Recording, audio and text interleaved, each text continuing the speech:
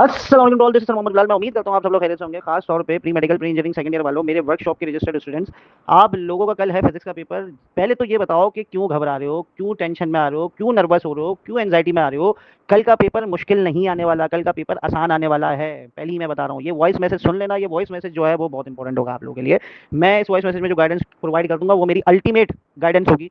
उसके बाद इसके अकॉर्डिंग ही अपने रिव्यू को करना और इसके अकॉर्डिंग ही चलना। ठीक है, घबराओ मत, पहले तो टेंशन मत लो, आप लोग रिलैक्स रहो। कल का पेपर इतना आसान आएगा। जैसे जनरल साइंस वालों के बारे में प्रिडिक्शन करी थी कि वो खुशी खुशी आएंगे, उनका पेपर आसान आएगा। आपके लिए भी मैं प्रिडिक्शन कर पा रहा हूँ कि कल का पेपर आपका मुश्किल नहीं आएगा, कल का पेपर आसान आएगा। स्ट्रेंथन रहो, कॉन्फिडेंस लूज मत करो। मुझे पता है तुम लोग कर जाओगे। आप लोगों को ऐसी प्रिपरेशन, ऐसी गाइडेंस पे लगाया है ना मैंने। आप लोगों को अगर शुरू से देखो तो 7 तारीख से देखो, खासतौर पे जब से मैंने वर्कशॉप प्रोवाइड करी है, फिजिक्स की ऐसी प्रिपरेशन पे लगाया है। जो मुझसे कनेक्टेड है उसको पता है कि आप लोगों की प्रिपरेशन बहुत ज्यादा अच्छी है दूसरों के मुकाबले में। आप लोग अपने आप को बस एंजाइटी में लाकर अपने लिए डिफिकल्टीज क्रिएट कर रहे हो, वो मत करो। तुम लोग बहुत अच्छी प्रिपरेशन पे हो, बहुत अच्छी गाइडेंस पे हो, बेफिक्र रहो।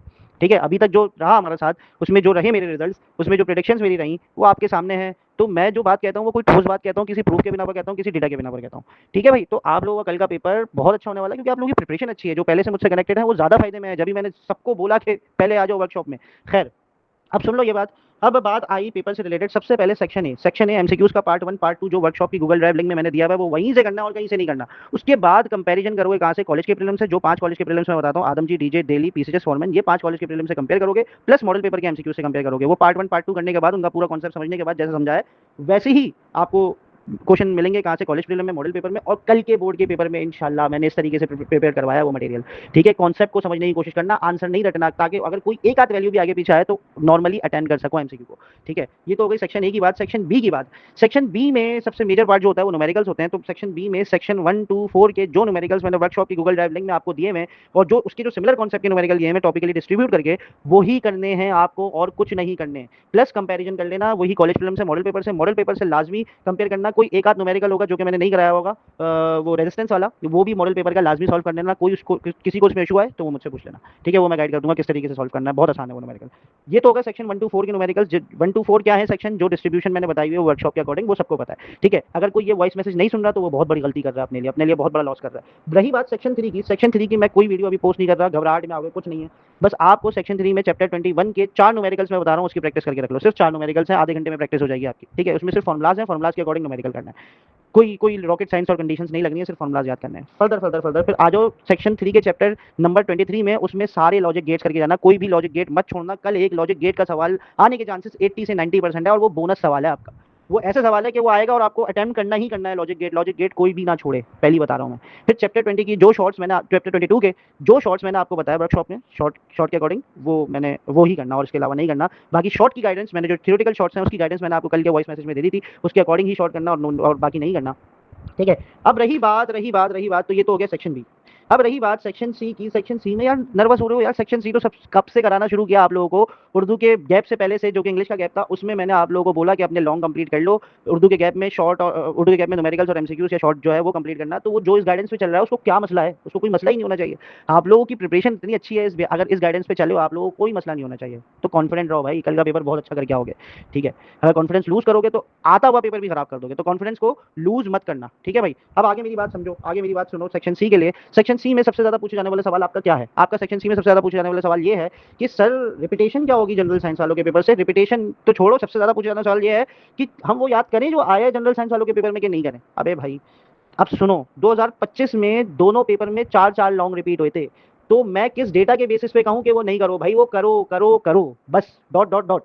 ठीक है, वो सारे सवाल करने हैं, कोई सवाल उनमें से नहीं छोड़ना। हाँ, उनमें से मोस्ट रिपीटेड जो, मतलब जो रिपीटेशन होने के चांसेस हैं कि कल के पेपर में आपको दिख जाएंगे, वो मैं आपको बता दूंगा, वो मैं आपको गाइड कर दूंगा अभी। ठीक है, तो जो मैंने आपको वर्कशॉप की बेसिक्स के अकॉर्डिंग, वर्कशॉप के अकॉर्डिंग आपको लॉन्ग बताएं, उन्हीं लॉन्ग पे रहना है, उसके अलावा नहीं करने। आप लोगों ने टाइम नहीं दिया तो आप लोग ने बहुत, आपने गलती की है। आप लोगों को वही लॉन्ग करना है और कोई लॉन्ग नहीं करना है।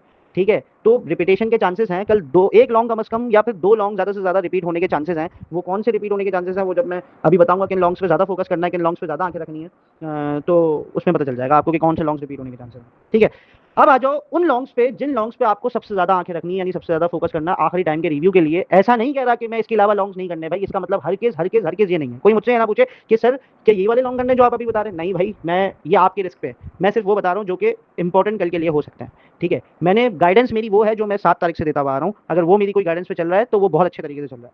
तो जिन लॉन्ग्स पे सबसे ज़्यादा आंखें रखनी है आपको वो कौन से लॉन्ग है?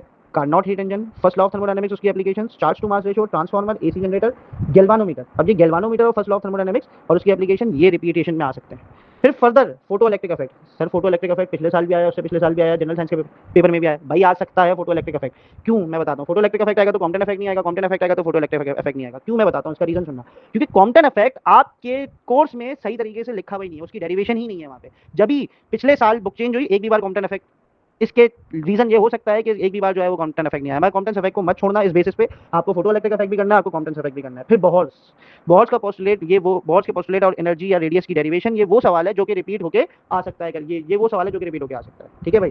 फिर मास स्पेक्ट्रोग्राफ। ठीक है, ये कौन से चैप्टर से? चैप्टर नंबर 27 से। इसमें definition, construction, working principle, working जो है वो एक्सप्लेन करनी पड़ेगी। तो ये सवाल है। बाकी चैप्टर 27 से न्यूक्लियर फिजन और न्यूक्लियर रिएक्टर। ठीक है, ये न्यूक्लियर फिजन चेन रिएक्शन और न्यूक्लियर रिएक्टर, ये जो है ना, ये शॉर्ट्स की फॉर्म में छोटे छोटे छोटे करना, ये लॉन्ग की फॉर्म में आ सकता है। वो मैंने सारे सिनेरियोज बता दिए हैं आपको कि कौन से शॉर्ट कंबाइन होकर लॉन्ग बन सकते हैं, वो मैंने वर्कशॉप में एक्सप्लेन किया। ठीक है, वर्कशॉप बहुत, जिसके दिमाग में अभी तक है वो वर्कशॉप बहुत जरूरी है, दिमाग में रखना। नहीं है दिमाग में, देख लो 1.5x की स्पीड पे वापस, मगर वो वर्कशॉप बहुत जरूरी है। तो ये था कंक्लूजन पूरा, ये था समरी पूरी पूरी मैंने दे दी। अब किसी का कोई सवाल होगा तो मैं फिर भी आंसर करूंगा, मगर इसके सारे सवालों के जवाब मैंने पूरे प्रॉपर तरीके से देने की कोशिश करी है। अपनी मेहनत को ज़ाया मत करना, अपने टाइम को ज़ाया मत करना, लगे रहो। कल जो है तुम लोगों का पेपर इंशाल्लाह इंशाल्लाह इंशाल्लाह बहुत अच्छा होने वाला है इंशाल्लाह। मैं चलता हूँ, मुझे दुआ में याद रखना, अपना ख्याल रखना। अल्लाह हाफ़िज़।